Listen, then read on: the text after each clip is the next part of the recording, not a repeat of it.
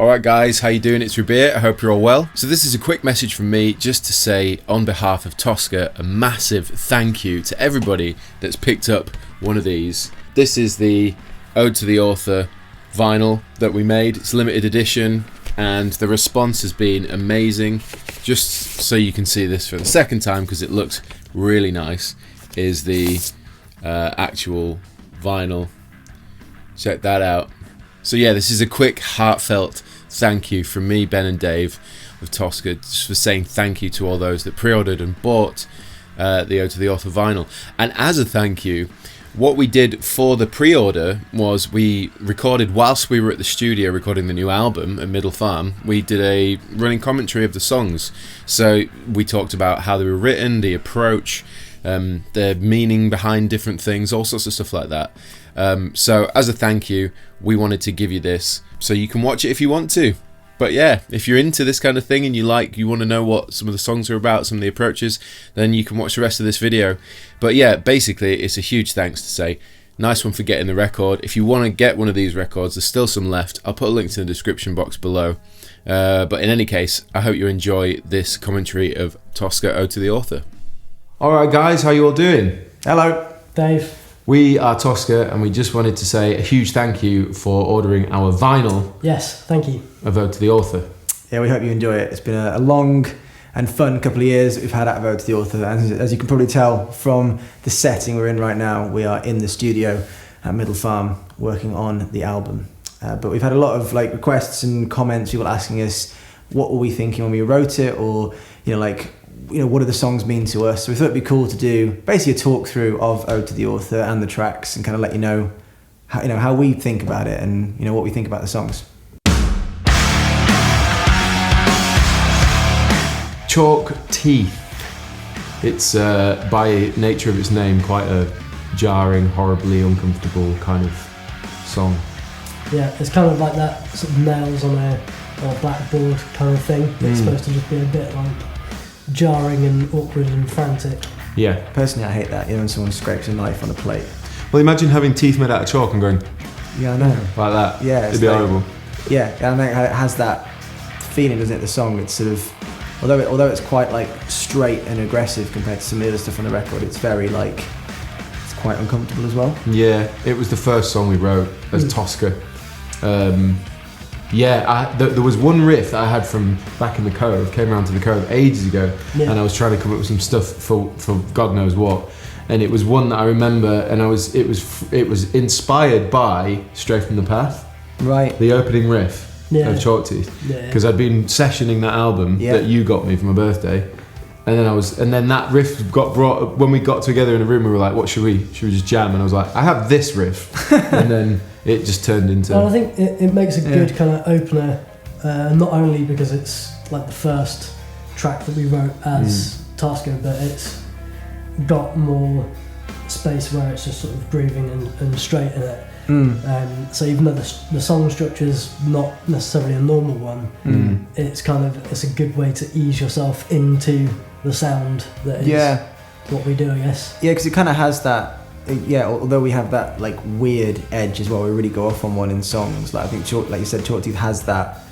It's got a lot of groove and a lot of aggression, and it's got its quirky moments as well. But I guess you can hear how it was the start of our writing. You can hear where we went from Czech Teeth. We crammed a lot into it, I guess, because we kind of because we'd been not writing prog for years and years and years, and also really wanting to get into that kind of band and do it. It being the first song, it was kind of just a bit of everything. So it starts with a bit of an experiment. Yeah, it has the heavy, it has aggressive, it has raw, it has ambience, quirkiness, odd times, bit of the old genre. I think some people, if we ever get called a gent band, which we're definitely not, but I mean it has that moment in it with the fives and sevens. Yeah. Should we explain the fives and sevens? That moment in the song.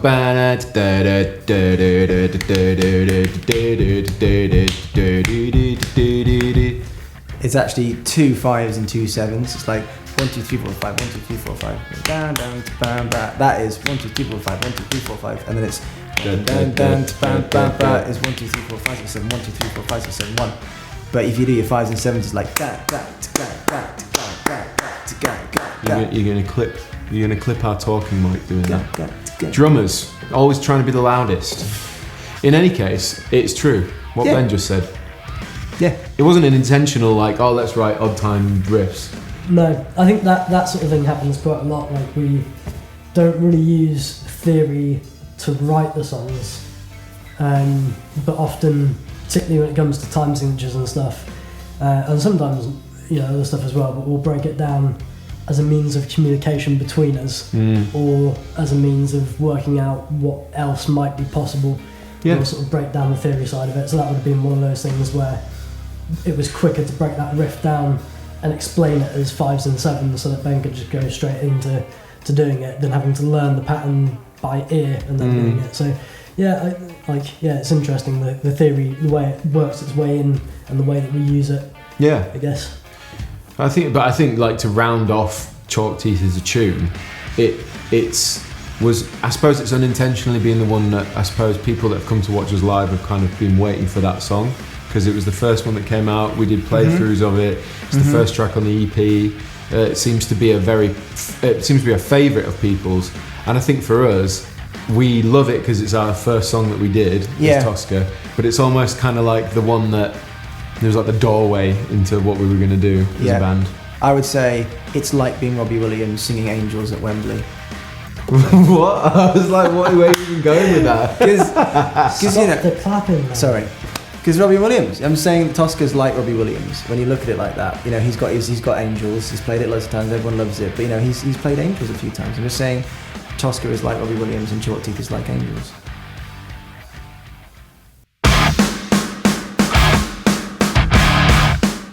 All right, track 2 on the EP. Chasm. It's actually pronounced Shazam.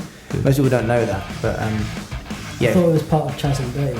Chasm Dave. It was Chas M for the last name, Mulberry. Yeah. Chas Mulberry was the original composer of what we now call Chasm, so we don't have to pay him any copyright royalties. We've called it Chasm and played it as Toska. What do you think about the song? How do you describe it? Dave, go first. It's a very erratic. It's a really difficult song to describe. It's mainly just sort of. It's just erratic, isn't it? It's just a mental piece of music. That's why we called it Chasm, because when we started writing it, it was like, how do we get from A to Z with this song?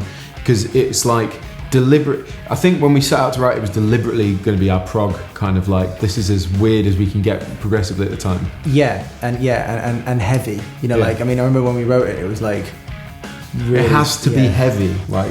Back in the sort of mid 80s, my dad made a video game, right? And he mapped out our house, and you had to run away from the washing machine or tumble dryer that would chase you around our house. And you had to run away from it. It was a bit like sort of Pac-Man kind of style. I feel like Chasm would be a really good theme tune to a video game like that. It's got that kind of like tumble dryer thing, and you're like on the edge and you're trying to run away from it, and it's catching up.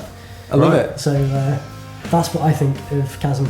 I think if I was to put myself in a place in terms of songs, inspiration, all that kind of stuff, I would have said like Pussyfoot by Sixth and AM War by Carnival. Those are the two kind of, for me, that's kind of where I was like feeling when trying to come up with parts. Interesting. Yeah, I can hear that. I think there's, I don't know, like the drums, particularly like in the verse, I'd not really played something like that. It has that sort of skip when it comes back in.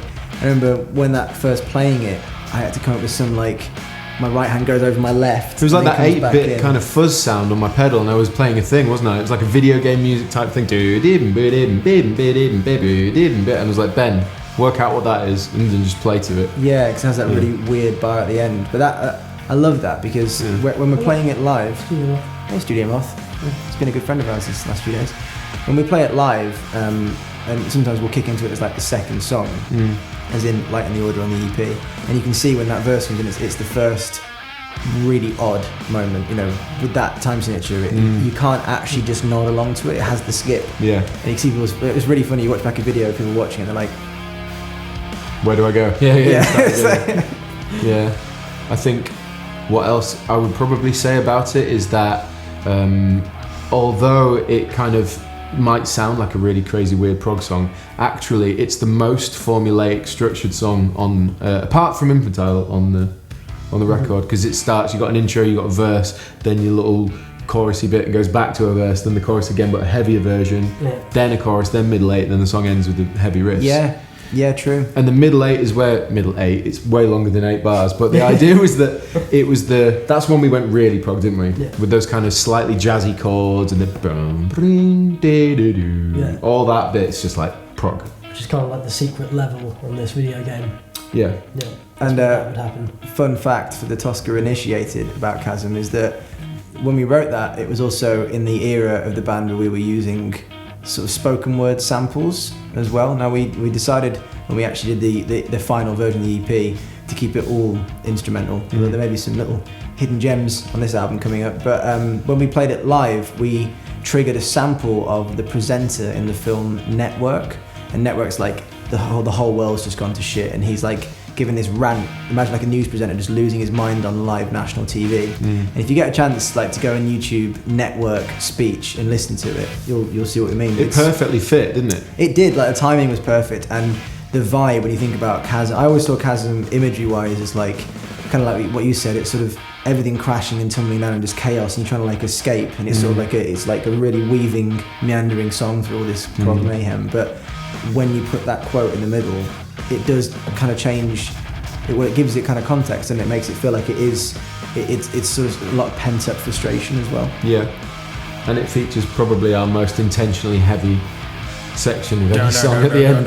We were like, let's just be really heavy, like just to stay on the same note and hit it as hard as you can. I mean just go for it. So that's so straight from the beginning. You are not above the law. It's like it's absolutely all about that bit. It's cool. But live, that's so much fun. It is. I enjoy that. So we hope you enjoy Chasm, or we should credit the original writer, Chaz Mulberry. Chaz Mulberry. Thanks, Chaz. Cheers.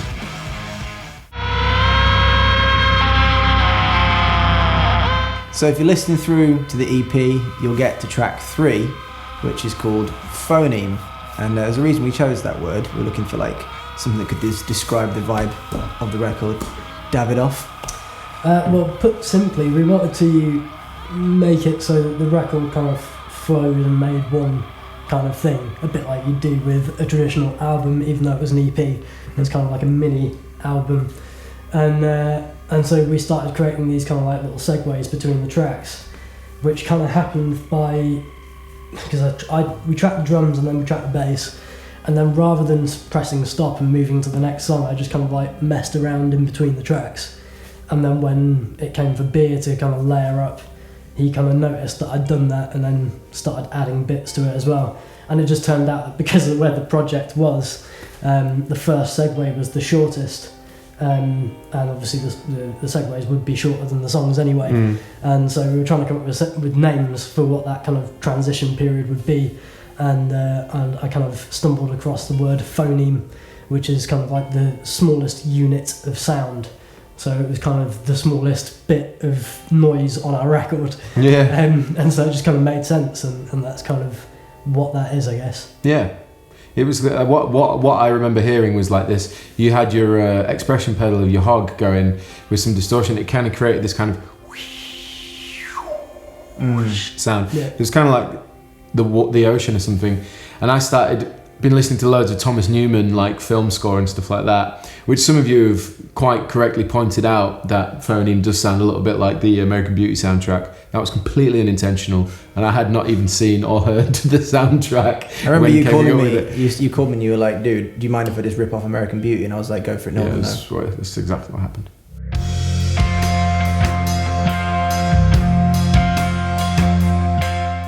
Okay, now we're on to Illuma, which is probably my favourite track on Ode To The Author. It's a really interesting song, I guess, in one sense. Like, when we first moved down south, the three of us, I was sat, and it was like 2 a.m, and I had my guitar and my delay pedals out, and the whole intro, that whole like hand tapped, was all done just like in my room, and it just got shelved. It just got left to one side. Didn't even think about it. It was just on a hard drive somewhere.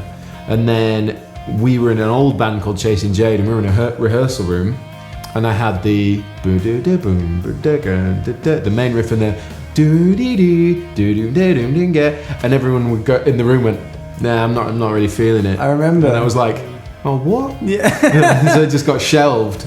And like years later, me and Dave were at the Cove jamming, and it just came out. We started writing it was a very weird way of us writing as well, because you threw a couple of guitar ideas into Logic, and then I started trying to write what chords were going to move underneath and because it's kind of like a bass melody kind of section, and Beer ended up doing the drums. So Beer was just sat in the live room playing the drums for it in real time whilst I was writing the bass and recording it. Yeah. And we eventually just kind of like got to a point where we had a take. It was pretty much there. Yeah, because I remember I was... It's only half finished. I was elsewhere, and I remember on an evening just getting a text being like, so we wrote a song, and I was like... Yeah, we kind of have half the song done. Yeah, it wasn't like... Obviously, no, we still cool. had to go back and refine and add all the details and all that kind of stuff. But I remember that it was pretty much like the skeleton was there, like the groove, the melodies, those bound, bam, bam, bam, bam, bam, you know, the middle. I thought it was awesome. And then I remember finding that middle bit really hard to do, because we hadn't really done the whole like. Yeah.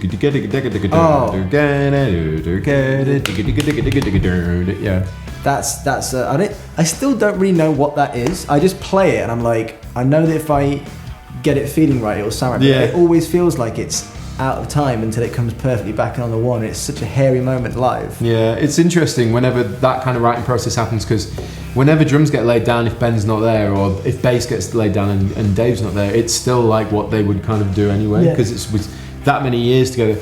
And like when we got to that part of the song, there was like the kind of back end of the song where it all breaks out and there's the chord, and then it comes in with the build up and the big, and it was so easy to finish that song in the room because it was like so much of it had been the vibe was already there and everyone was already on the same page. Yeah, it was really cool when it came. It's quite nice writing, although we don't really write a lot of stuff like that. No, it is really enjoyable when a vibe has already been established and like a skeleton's already there, because a lot of that groundwork's been done. You just go in and you put your own personality on it, your own kind of flair.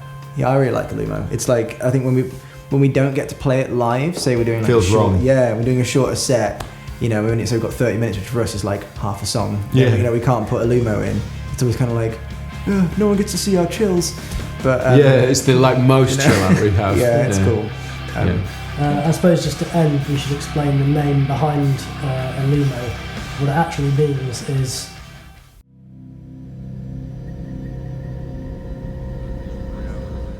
so after Illuma, you've had your chill. You've got your chilling. It kind of goes to quite a dark transitionary tune called Anthropocene, which is the study or the understanding of how humans have impacted the world, terribly, and the earth, and our ecology and our environment and all that kind of stuff. It literally means the significant impact that humans have had on the Earth's ecosystem. Yeah. I mean, not to go down that route, pretty big impact, I'd say. Yeah, go humans. Yeah, but Dave, with regards to the sound design and the general vibe of the track, because you did that on your own, Anthropocene. I did. That was literally you. Yeah. Was it? Yeah. I did not know that. Did you not? Dude, nice. Well, if you wanted to know, part of what you're hearing is the sound of space. Is that right? Yeah. So basically, you can go and find all the original audio as well. But NASA basically did a load of recordings of space. Yeah, I remember. And I think they took. I'm trying to remember exactly what this was now. At the time, I did a load of research into it. But they basically record all the sort of various different microwaves and gamma rays and all that kind of stuff that all the different celestial planets create, and then they managed to turn that into analog I guess, electronic signal so that they can actually replicate what the noise would have been. That's crazy. So It'd be great if it sounded like an actual like Philips microwave. Like, your rice is done. Like, thanks, Jupiter. But yeah, basically it was, I think Satan. People might know what I mean by that. Yeah. Saturn. That planet Satan. Which is Saturn. Yeah. That's literally what that means. Really? Yeah. Dave dropping the knowledge on this one. I love it. So there's like... There's lots of quotes going on. There's lots of speech.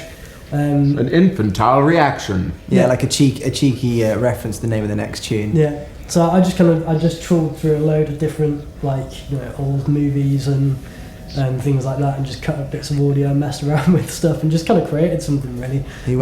Kind of helped do the transition and kind of explain the name really, Anthropocene. It kind of is all these different quotes of people just talking about humans and our impact and...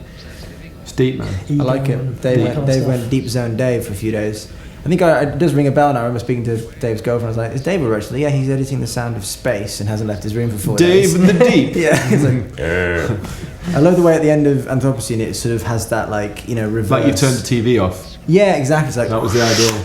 Yeah, that's I think cool. I remember, we were like, how do we go into Infantile, which is the next track? And I think that was the best way because of the way Infantile starts. Yeah. Well, speaking of Infantile... The infantile. In Toys R Us, which has just gone into liquidation. Wait, really sad. Toys R Us? I thought it was about a child wedding. No. Oh, right. Oh, we are not on the same page down the aisle. No, I thought it was about, like Bea said, about the child's toy aisle at Toys R Us, because the rest was all adult toys, to be honest. Clifton Moore? The one with... Anyway, Infantile. Infantile. Our oldest... You've got to stop doing that. So, it's our oldest song. It is our oldest song. It's actually way older than the other songs on the record. It's currently in the time in 2000. It's 7 years old. Wow. Actually, it's 8 years old. Yeah, because we wrote it in 2009. Yeah. 2009, and I guess it was like when we look back on it, it was very much us transitioning from writing in our old band Chase and Jade, and when we wrote, because we wrote Infantile as Chase and Jade. It was going to go on that album. Yeah, but it was definitely like a complete curveball in terms of song and writing, wasn't it? Do you know like what I mean? if we rewind to 2009, we were writing and recording an album for Chase and Jade, which was the three of us and another guy named Charlie Robinson, who was our singer. And we'd written pretty much the whole album. We were like, yes, really happy. We needed one more song, and we all wanted a prog epic. I remember us saying prog epic was the remit. Right. Yeah. So we started writing, and we unintentionally wrote a 10-minute song. Yeah. That felt to us at the time like it had an intro, a verse, a pre-chorus, chorus. It followed a very similar song structure to what we were used to in Chase and Jade, but actually when you look back on it, man, it's really long. Yeah, it's long. And it's still like a marathon to play live, even though we have other long songs. But there's just something about Infantile. You get to the second chorus, you're like, halfway. Normally because it's the last song of a set. Yeah. So like, and we only ever play it if we're doing like a long set as well. And it's like, right, home straight. The home straight, the tap section, every time we get to that point in the song, I'm going, this is the last bit and then we're good. Oh, you see, for me it's literally like when we kick into the big six at the end. Oh, okay. Once you've got the gap and I haven't missed the gap and ruined the whole song, then I'm like, oh god. Yeah. We're good. No, I think it's fair to say that we at the time had no idea that it kind of paved the way for what we would be doing now. Of course we had no idea, but it was so relevant when we were writing Ode To The Author. Like it was even back then, even like earlier than 2009, even when we're talking about sort of 2007. I think we always wanted to write kind of what we're doing now, but we didn't have the experience and maturity. There were some old demos to pull off what was in our heads. We had a song called Screb Enderched, and that was a song that was supposed to be like a proggy. We actually took a section from Screb Enderched and put it in Infantile. Yeah. That was from that. Yeah. Oh, man, wow. But I think Infantile was the one that because obviously Chase and Jade ended and we went off and did other things for quite a long time before Toska became a thing. But when it became a thing again, we started looking back at what we were trying to do back then, and infantile just seemed like it was the only one that was didn't need anything. It was like it was still relevant. Like that's I really think when interesting, we wrote it, we were ahead of our time back then. And like, you know, after not doing that kind of music for years, we caught up with ourselves. And actually, had we not have written that, and had it not a bit, well, because it wasn't finished, and we just had, you know, we had a recording of it, I think that kind of kept the fire alive in a lot of ways. You know what I mean? Like, if you think about it, listening back to that over the years in between we started Toska, always knowing that we had written that last time we'd got into that headspace. At least for me, when we started to pick this back up again, it was, I think it was because it was, in a lot of ways, it was the excitement from that. We kind of go like, we're going to write some prog. And also, you know, the whole Toska thing was us just doing whatever we wanted to do, and doing it however we wanted to do it. And if people liked it, loved it, hated it, it didn't matter. It didn't really matter. It was for us, in a lot of ways, it's almost a self-indulgent project. Yeah, because we'd been in all sorts of other bands doing other stuff together and separately, and we all three of us decided we just want to do this again. And you know, when we were doing Chase and Jade back in the day, we gave 110% to that and nothing else, much at the compromise of many other things in our lives. And I think because we never finished the album, it was like the three of us kind of needed a bit of closure. And I think by ending Ode To The Author with Infantile, it kind of, there was closure there. It cemented it, and we went, right, we can move on and see what else is going to come and take other experiences and start rewriting. And that's led us to this room. It has. And to actually be doing our first album in 13 years of playing music together. It actually is. It's quite funny. You know, not that we haven't released stuff and really, you know, and done all sorts of things, but in terms of an official long play record, finally got it, and it's happening in this room. So and it all really, as we said there, Toska started musically from Infantile, the last track on the EP. And there's another cheeky reference to our heritage on the new album, which is tiny, and we may in another commentary hear that at a future point, but we've kind of, I guess it like nicely rounds off the whole thing, doesn't it? It feels like it's kind of coming full circle. So for now, you can sit back and enjoy listening to Ode To The Author on vinyl. Yes, you can. And that hopefully ties you over until our new record is out and reaches you. Thank you all so very much for your support, love, and just general epicness towards us doing what we love. Awesome. You're awesome. Yeah, it's mind-blowing. It's good vibes all around, and like, I didn't think any of us expected we'd be able to do this band as we're doing it, and to have the level of support we've got already for how relatively little time we've been doing it. So thanks for getting the vinyl. Hope you enjoy it. Thank you. Dave. Bye.